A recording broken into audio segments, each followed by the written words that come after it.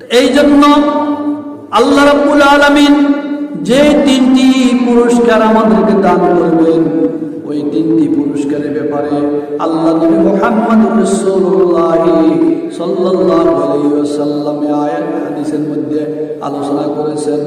আন্নাহু যাকারাস সালাতা ইয়াওমান ফাকালা মান হাফাযা আলাইহা কানাত লাহু নূরুন ওয়া বুরহানুন ওয়া নাজাতান ইয়াওমাল কিয়ামাহ।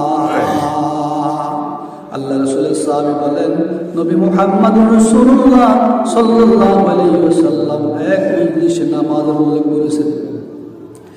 যেই দিন ফাকালা মান হাফাযা আলাইহা, বিশ্বনবী বলেন যে এই ব্যক্তি নামাজকে ইহতিমাম করবে, নামাজের গুরুত্ব দিবে, নামাজকে শুদ্ধভাবে পড়বে, নামাজ কামাই করবে না, ওই নামাজ কানাত লাহু নূর, ওই নামাজ নূর হবে।